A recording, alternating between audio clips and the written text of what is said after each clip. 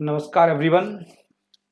काफ़ी दिनों से कुछ जेई मेंस के एडवांस के स्टूडेंट्स इस बात के लिए लगातार निवेदन कर रहे थे कि सर लॉजिक गेट वाले चैप्टर में हमें लॉजिक गेट का मतलब तो समझ में आ जाता है, उसके ऊपर OR gate, AND gate, NOR gate, NAND gate क्या होते हैं सब पता लग जाते हैं हमें। लेकिन हमारे सामने सबसे बड़ी दिक्कत क्या आती है कि जब ये रियलाइजेशन ऑफ लॉजिक गेट आता है तो इसके बारे में हमें समझ में नहीं आता और अक्सर एंट्रेंस एग्जाम में भी इसके ऊपर सवाल पूछे जाते हैं। तो कृपया करके आप इसको एक्सप्लेन करें, बताएं कि कैसे होता है, क्या इसका मीनिंग है। आइए इसको मैं आपको सबसे बेहतरीन तरीके से सिखाता हूं। देखिए यहाँ पर कुछ इसमें इसके केसेस हैं। पहला इसमें क्या है, पहले तो नाम का मतलब देखिए, रियलाइजेशन ऑफ लॉजिक गेट जो ये लिखा है, आखिर इसका मीनिंग क्या होता है। रियलाइजेशन ऑफ लॉजिक गेट का मीनिंग होता है कि डिफरेंट टाइप ऑफ डायोड्स जो होते हैं और ट्रांजिस्टर जो होते हैं उनका यूज करके जब आप लॉजिक गेट को बनाते हैं, इसी को आप रियलाइजेशन बोलते हैं।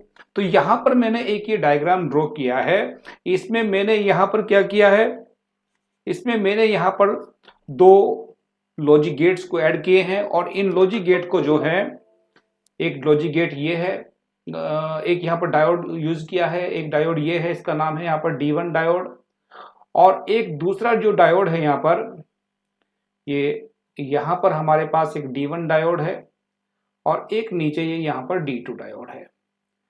तो यहाँ पर इस तरह से एक रेसिस्टर, नीचे ये अर्थिंग हो रखी है जिसका वोल्टेज कितना 0 है और इधर से ये आउटपुट Y है।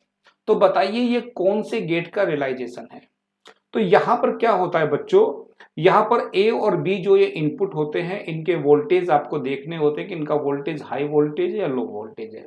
सपोज कीजिए A और B दोनों के वोल्टेज लो हैं, तो यानी कि A की वैल्यू को भी आप 0 लिख दीजिए, B की वैल्यू को भी आप 0 लिख दीजिए।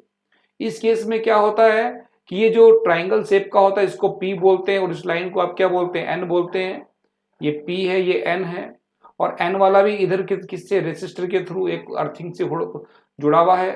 तो P का वोल्टेज भी लो है, N का वोल्टेज भी लो है, तो ये एक तरह से रिवर्स बाइसिंग होगा, इसमें कोई भी आउटपुट वोल्टेज नहीं आएगा। तो अगर A और B 0 है तो Y भी कितना 0 होगा। लेकिन अगर मान लीजिए A का वोल्टेज आप हाई कर दें और B का वोल्टेज क्या कर दें, आप लो कर दें। A आपने 1 यूज किया, B आपने 0 यूज किया, इसका मतलब A का वोल्टेज क्या है, हाई है, B का वोल्टेज लो है। तो यहां पर क्या होगा, इसमें D1 वाले जो डायोड में इसमें फॉरवर्ड बाइसिंग होगी। जो फॉरवर्ड बाइसिंग होगी तो यहां पर इस रेसिस्टर में क्या होगा, करंट फ्लो होगा, जिसके कारण आउटपुट ऑप्टेन होगा, यानी कि Y की वैल्यू क्या आएगी, 1 आएगी। इसी तरीके से आप क्या करेंगे, मान लीजिए इस बार हमने A का वोल्टेज लो कर दिया और B का वोल्टेज क्या कर दिया, हाई कर दिया।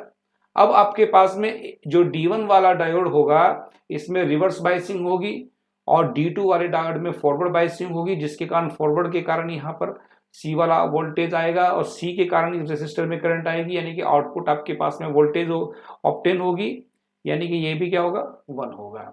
और यदि दोनों का वोल्टेज हाई रखें तब उस केस में भी क्या होगा बच्चों, दोनों में फॉरवर्ड बाइसिंग होगी और दोनों के कारण क्या होगा, इस रेसिस्टर में करंट फ्लो होगी, यानी कि आउटपुट वोल्टेज ऑब्टेन होगा, तो ये भी कितना होगा, 1 होगा। तो ये वाला जो ट्रुथ टेबल है बच्चों, ये किसका होता है, ये और गेट का ट्रुथ टेबल होता है। तो ये पूरा का पूरा रियलाइजेशन जो बनेगा इसको आप क्या बोलेंगे, इसको आप और गेट बोलेंगे। तो इसमें इस बात का आपको ध्यान रखना है कि यहाँ पर ये D1 डेरिवेटिव में पहले P जुड़ा है, बाद में N जुड़ा है और नीचे यहाँ पर इसकी अर्थिंग हुई है। ऐसे ही अगर मान लीजिए आपको एंड गेट का रियलाइजेशन करना हो तो उसका कैसे करते हैं, आइए उसको भी सीख लेते हैं। उसके लिए ये दूसरा डायग्राम आप यहाँ पर देखिए। इस डायग्राम में क्या है, यहाँ पर फिर वही दो डायोड है, एक डायोड D1 है, एक डायोड D2 है, लेकिन इस बार जो A और B के साथ में है ये इनका N टाइप जुड़ा है और इधर क्या है, ये P टाइप। ऐसे नीचे में भी पहले N और ये क्या है, P है। और यहाँ पर ये C है, ये आउटपुट Y है और एक रेसिस्टर के साथ यहाँ पर मान लीजिए एक 5 वोल्ट की बैटरी भी जुड़ी है और नीचे फिर ये अर्थिंग किया है V = 0। अब आइए इसको सीखते हैं। अब यहाँ पर क्या करेंगे, अगर दोनों का वोल्टेज आप क्या कर दें बच्चों, 0 लो करें, 0 वोल्टेज रखें या लो वोल्टेज रखें, बात एक ही है। A का वोल्टेज भी लो है, B का वोल्टेज भी लो है। तो यहाँ पर क्या होगा, इस C वाले पॉइंट के पास में क्या होगा बच्चों, ये P वाला इधर एक बैटरी के साथ में कनेक्टेड है रेसिस्टर के थ्रू, तो इसका वोल्टेज इधर का हाई होगा, इधर का वोल्टेज कम होगा, यानी कि दोनों के दोनों में क्या होगा, फॉरवर्ड बाइसिंग आएगी। जब दोनों के दोनों में फॉरवर्ड बाइसिंग आएगी तो उसके कारण यहाँ पर जो वोल्टेज होगा और ये 5 वोल्टेज दोनों का जो डिफरेंस आएगा उसके कारण इसमें करंट आएगी, तो नेट वोल्टेज का मैग्नीट्यूड कम हो जाएगा, जिसके कारण क्या होगी, एक तरह से ये भी इसका जो आउटपुट होगा वो डिक्रीज होगा। आउटपुट डिक्रीज यानी कि एक तरह से ये ओपन सर्किट की तरह बिहेव करेगा, उस केस में ये क्या होगा, 0 होगा। लेकिन अगर आपके पास में ए वाला मान लीजिए क्या हो, ए वाला इस बार हाई कर दें और बी वाले को आप लो कर दें,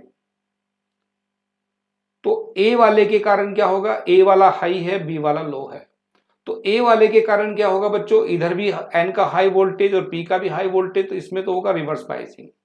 और नीचे वाले में क्या होगा, इसमें वही पहले की तरह फॉरवर्ड बाइसिंग, तो इसकी फॉरवर्ड होगी, तो इसके कारण यहाँ हाई वोल्टेज होगा, तो नेट वोल्टेज का मैग्नीट्यूड कम हो जाएगा, जिसके कारण आउटपुट कम हो जाएगा, यानी कि ये ओपन सर्किट की तरह बिहेव करेगा, ये भी कितना होगा, 0।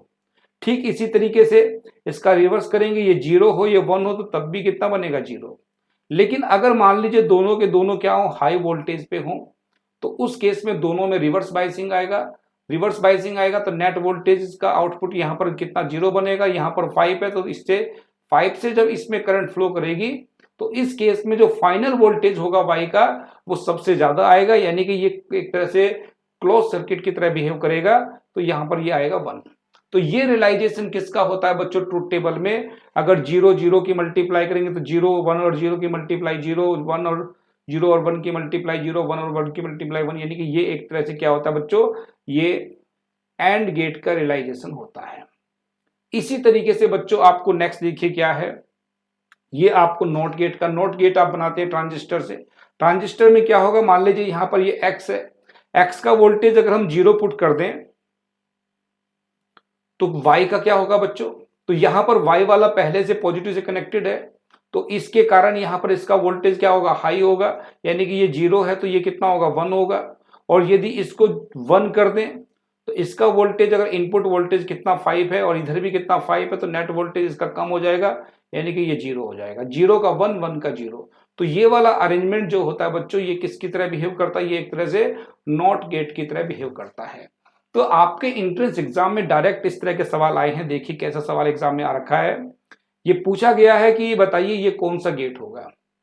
तो यहां पर अगर आप पहले देखें तो ये D1 D2 दो डायोड हैं, पहले इनका P टाइप है, बाद में इनका क्या है, N टाइप है, तो यानी कि ये एक तरह से पूरा का पूरा इतना अरेंजमेंट जो है ये और गेट का है। और गेट में टेबल आपको पता ही कैसे बनती है, 0 0 1 0 और 0 1 और 1 1, उसमें जो बनता है बच्चों ये 0 1 1 1। और इधर का जो पूरा का पूरा ये अरेंजमेंट है ये किसका, नॉट गेट का, तो नॉट गेट क्या करेगा, इस वाई डैश का रिवर्स कर देगा, यानी कि 1 0 0 0, तो ये पूरा का पूरा बन जाता है बच्चों क्या, ये एक तरह से नॉर गेट बन जाता है। और नॉर गेट के लिए ये बहुत मतलब पूछा जाता है कि ये रियलाइजेशन किसके लिए है, तो आप बताएंगे ये नॉर गेट के लिए है। ऐसे ही बच्चों ये वाला पूछ सकता है, तो यहां पर पहले ये कौन सा बना है, देखिए पहले ये N है, फिर क्या है, P है, इधर भी N है, इधर P है, और नीचे भी एक ये 5 वोल्ट की बैटरी जुड़ी है। तो ये अरेंजमेंट इधर वाला आपके पास में कौन सा, ये एंड गेट है, और इधर वाला कौन सा है, नॉट गेट। और एंड गेट को अगर नॉट गेट के साथ में जोड़ते हैं तो क्या बन जाता है, नैंड गेट बन जाता है। तो ये डायरेक्ट सवाल आपके एग्जाम में आते हैं, इसकी ट्रूथ टेबल भी आपको पता ही होगी बच्चों। इसकी ट्रूथ टेबल क्या होती है, देखिए ये पूरा एंड गेट, इसकी ट्रूथ टेबल बनानी हो 0 0 1 0 0 1 1 1, तो 0 0 0 ये 1, फिर उल्टा करेंगे 1 1 1 और 0। तो ये टॉपिक बहुत इंपॉर्टेंट होता है बच्चों फिजिक्स में। जो बच्चे नीट एग्जाम की, जेईई मेंस की, एडवांस की तैयारी करते हैं, अक्सर उनके एंट्रेंस एग्जाम में इस तरह के सवाल पूछे जाते हैं।